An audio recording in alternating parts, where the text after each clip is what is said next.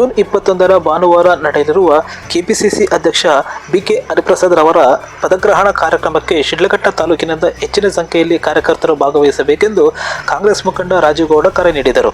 ನಗರದ ಕಾಂಗ್ರೆಸ್ ಭವನದಲ್ಲಿ ನಡೆದ ಪೂರ್ವಭಾವಿ ಸಭೆಯಲ್ಲಿ ಮಾತನಾಡಿದ ಅವರು, ಮುಂಬರುವ ಗ್ರಾಮ ಪಂಚಾಯಿತಿ, ತಾಲೂಕು ಪಂಚಾಯಿತಿ, ಜಿಲ್ಲಾ ಪಂಚಾಯಿತಿ ಹಾಗೂ ನಗರಸಭೆ ಚುನಾವಣೆಗಳಲ್ಲಿ ಪಕ್ಷದ ಅಭ್ಯರ್ಥಿಗಳ ಗೆಲುವಿಗೆ ಕಾರ್ಯಕರ್ತರು ಸಂಘಟಿತರಾಗಿ ಶ್ರಮಿಸಬೇಕು ಎಂದು ಹೇಳಿದರು.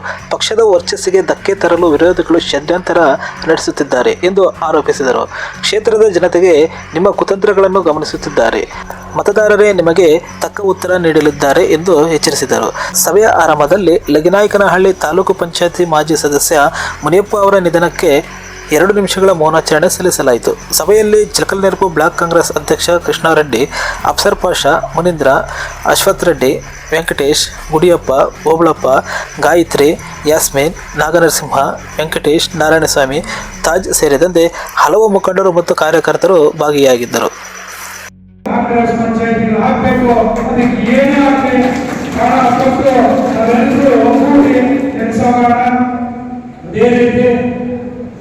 ಶಿಡ್ಲಘಟ್ಟ ನಗರದಲ್ಲಿ 31 ವಾರ್ಡ್ ಇದೆ. 31 ವಾರ್ಡಲ್ಲೂ ಅಷ್ಟೇ ಹಿಂದೆ ಏನೇ ನಡೆದಿರಲಿ, ಏನೇ ಆಗಿರಲಿ, ಬರುವಂತ ಚುನಾವಣೆಯಲ್ಲಿ ನಾವೆಲ್ಲರೂ ಕೂಡ 31ಕ್ಕೆ 31 ಕಾಂಗ್ರೆಸ್ನ ವಾರ್ಡ್ ಹಾಕಬೇಕು. ಇಲ್ಲಿ ನಗರಸಭಾ ಅಧ್ಯಕ್ಷರು ಕಾಂಗ್ರೆಸ್ ಅಧ್ಯಕ್ಷರು ಹಾಕಬೇಕು. ಆದ್ರೆ ಮಾತ್ರನೇ ಹೇಳ್ತಿದ್ದೀನಿ ಅಭಿವೃದ್ಧಿ ಕಾಣಕ್ಕೆ ಸಾಧ್ಯ. ಇವತ್ತೇನಾಗಿದೆ, ನಮ್ಮ ಡಿ.ಕೆ. ಶಿವಕುಮಾರ್ ಅವರು ಮುಖ್ಯಮಂತ್ರಿಗಳಾಗಿದ್ದಾರೆ. ನನಗೆ ನಮ್ಗೆಲ್ರಿಗೂ 100 ಆನೆ ಬಲ ಬಂದಿದೆ ಅಂತ ಹೇಳಕ್ ಇಷ್ಟಪಡ್ತೀನಿ ಅಂತ. ಯಾಕೆಂದ್ರೆ ಇವತ್ತು ನಾವೇನೇ ಕೆಲಸ ಹೇಳಿದ್ರು ಕೆಲಸ ಆಗುತ್ತೆ. ಆಗ್ಬೇಕಾದ್ರೆ ನಾವೇನ್ ಮಾಡ್ಬೇಕು, ನಾವು ಇಲ್ಲಿ ಈಗ ನಾನಿವತ್ತು ಸೋತಿರ್ಬೋದು, ಖಂಡಿತವಾಗ್ಲು ಮುಂದೆ ಒಂದಿನ ಖಂಡಿತವಾಗ್ಲು ಬರೋ ಚುನಾವಣೆಯಲ್ಲಿ ಗೆಲ್ಸ್ತೀರಾ.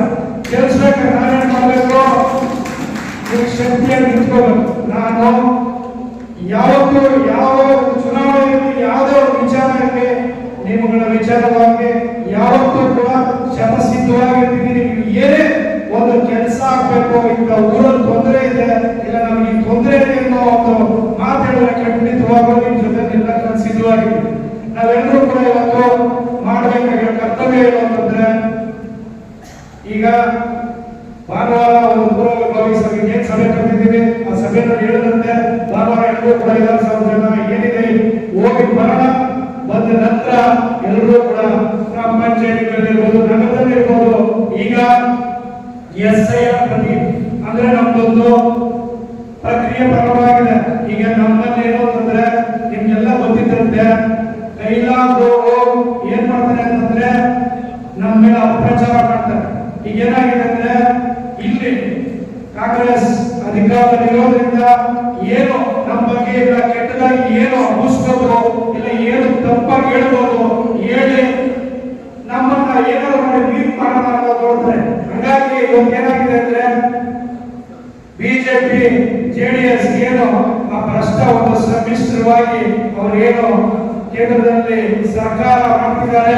ಇವತ್ತು ಅವ್ರು ಏನ್ ಮಾಡ್ತಿದ್ದಾರೆ, ಕೇಂದ್ರ ಸರ್ಕಾರ ವಿರೋಧದಿಂದ ಎಲೆಕ್ಷನ್ ಆಫೀಸರ್ಸ್ ಕೈಗೊಪ್ಪಿಯಾಗಿ ಇಟ್ಕೊಂಡು ನಮ್ಮಲ್ಲಿ ಗೆಲ್ಲಕ್ಕಾಗಲ್ಲ. ಏನ್ ಮಾಡ್ತಾರೆ, ಈಗ ಎಕ್ಸಾಂಪಲ್ ಹೇಳ್ತೀವಿ. ಈಗ ಹೊಸಪೇಟೆ ಬಂದ್ರೆ ಬುಲೆಟ್ ಅವರು ಅಲ್ಲಿದ್ರು ಎಕ್ಸಾಂಪಲ್. ಅಲ್ಲೇನ್ ಮಾಡ್ತಾರೆ, ಬುಲೆಟ್ ಅವ್ರಲ್ಲಿ ನಾವು ನಡೆಸಕ್ಕಾಗಂದಾಗ ನಮ್ಮ ವಿರೋಧಿಗಳು ಏನಿರ್ತಾರೆ JDS ಬಿಜೆಪಿ ಅವರು ಏನ್ ಮಾಡ್ಬೋದು ಅಂದ್ರೆ ನಮ್ಮಲ್ಲಿರೋ ವೋಟರ್ಸ್ ಅಂದ್ರೆ ನಮ್ಮಲ್ಲಿರೋ ಪಕ್ಕ ವೋಟರ್ಸ್ ನ ಎಲ್ಲಿ ಕಿತ್ತಾಕ್ಬೋದು ಅಂತ ನೋಡ್ತಾರೆ. ನಿಮಗೆ ಗೊತ್ತಿದ್ದಂತೆ ಸುಮಾರು ವೆಸ್ಟ್ ಬೆಂಗಾಲ್ ಅಲ್ಲೂ ಕೂಡ ಅದೇ ತರ ಆಯ್ತು. ಈಗ ಮಮತಾ ಬ್ಯಾನರ್ಜಿ ಅವ್ರ ಇದರಲ್ಲಿ ಸುಮಾರು ಜನ ಎಲ್ಲೋ ಅವರು ಓಟ್ ಯಾರೋ ನಮ್ಮಲ್ಲಿ ಯಾರಿದ್ರು ಕಾಂಗ್ರೆಸ್